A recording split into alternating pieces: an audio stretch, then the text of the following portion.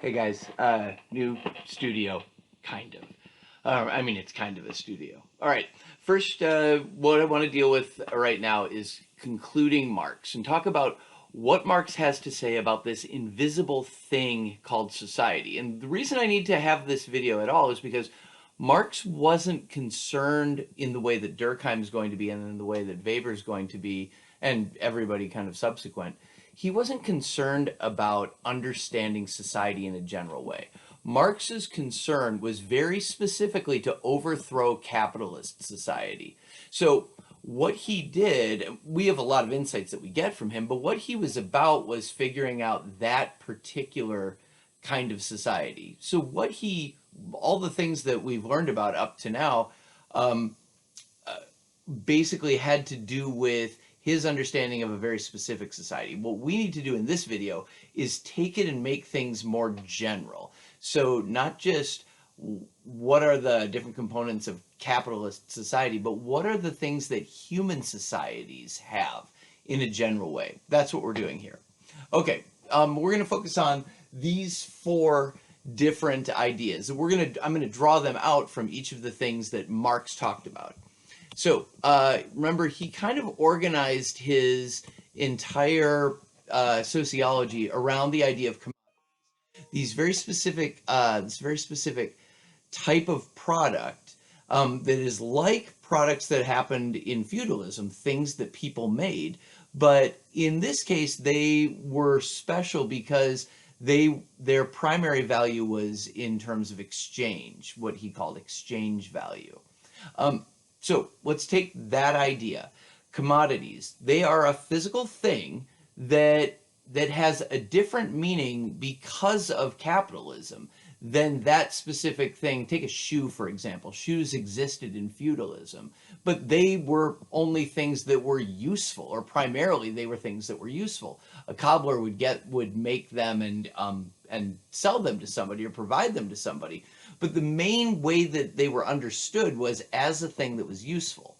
Nowadays, for us, the people who make the shoes have almost nothing to do with them except to collect a paycheck, or if you are the owner of a shoe company, to sell those shoes to get money for yourself.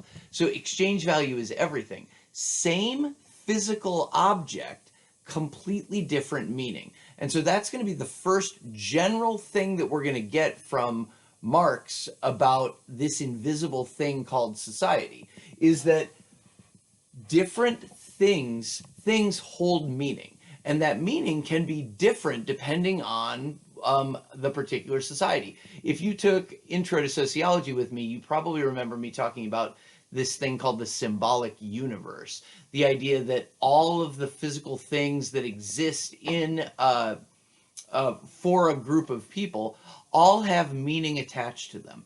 That's what we're talking about here. Everything that's in the room where you are right now has a meaning attached to it. And I mean, that's not the hardest thing in the world to understand. I mean, a door has the meaning of a way in and out of a room is a good example of this. The cool thing that we get is that Marx is, at least in terms of our course, he's the first person who's really talking about the importance of that meaning for how people's experience is going to be. Remember, a shoe just is a shoe. It's a physical object, but whether that shoe is defined primarily in terms of its usefulness or primarily in terms of its exchange value has vast consequences for the experience of the people that are living within that society. Okay, so thanks, Marx, for that. Second thing that we're going to get is the idea of social structure. Now, this comes from Marx's idea of interactions between people. We talked about them as social relations, how they become reified, and then they get treated like a fact of nature. That idea of, like, and we talked about class conflict with regard to that. We talked about the division of labor, and then we talked about the economy in kind of a grand way. The economy is just a set of social relations, but we think of it as this thing that exists without this thing that exists even without us. There is the economy, and then we kind of accommodate ourselves to it. That's not really true.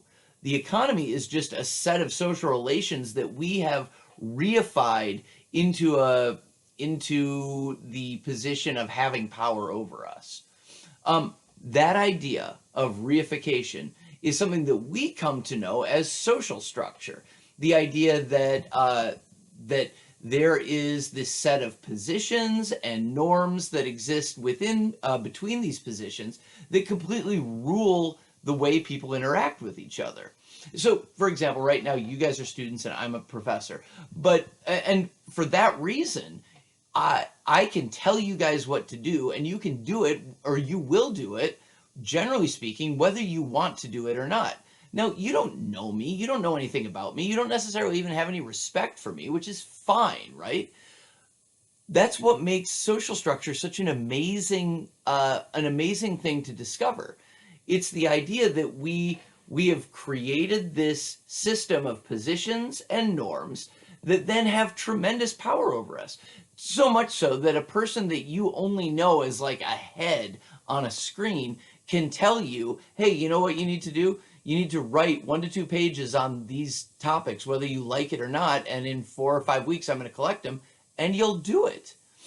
That idea is kind of amazing in the sense of how much control it has, how much it influences the experiences that we have. Okay, so we get this idea of social structure from Marx's idea of reified social relations. Third is the idea of beliefs. This is when Marx is talking about ideologies, and he talks about the fact that ideologies sort of, I think he used the word emanate, out of social relations. So we have these beliefs that he talked about them in terms of justifying the social relations, especially the unequal or alienating social relations. For us to make it more general, what we want to think about is that interactions between people end up leading to beliefs that Marx was concerned about dominance. So he would say they justify this inequality. For us, to be a little bit more general, beliefs emerge out of these interactions that fit with them. So there is a kind of a harmony between what a group of people believe and how that group of people interacts. Now, Harriet Martineau would say to us, yeah, but be careful of those places where manners and morality conflict, because they don't always go together. And Marx absolutely would be howling about the fact that I'm not talking about those places where conflict exists.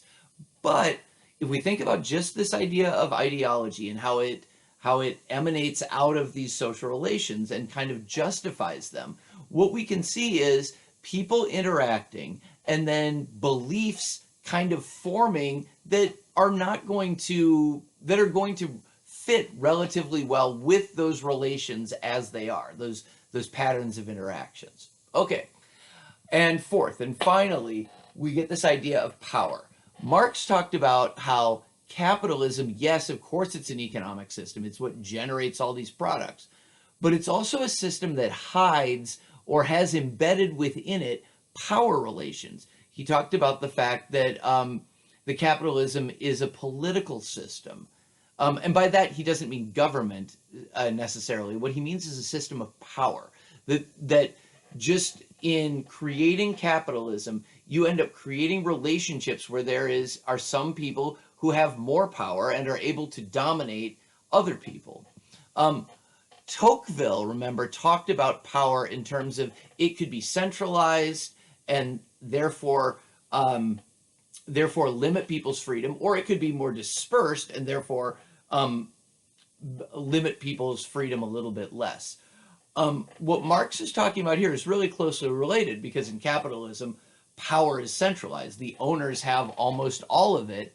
The workers have almost none of it. The way that workers, interestingly, do have power is if they can centralize among themselves and form a union. But in a more general way, factoring out of capitalism, what we get from power here is the idea, sorry, in my script, the idea that power can be hidden beneath things. It can become sort of part of the normal way of interacting among people, embedded in those social relationships, in a way that we don't necessarily easily see.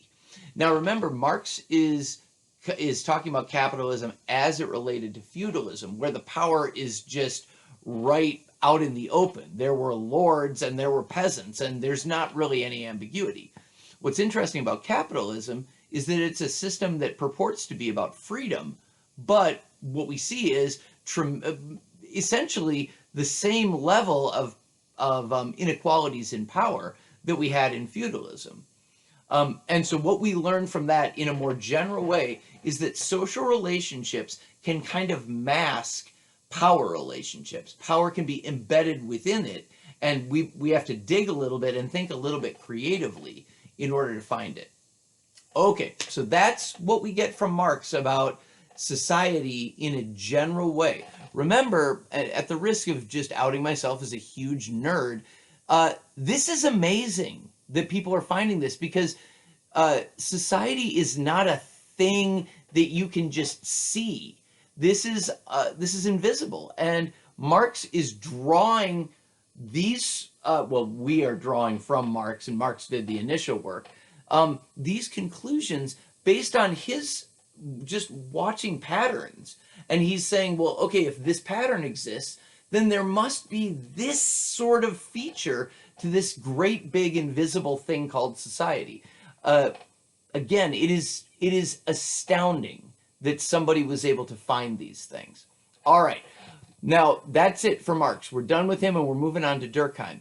Durkheim is going to get us to those general insights a little bit more directly, because Durkheim doesn't want a revolution at all.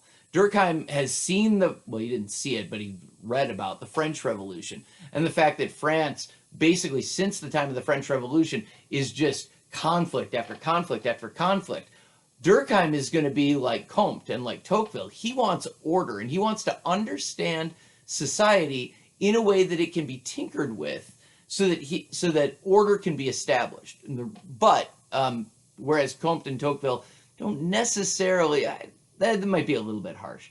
Comte and Tocqueville are focused on people's freedom, at least Tocqueville is.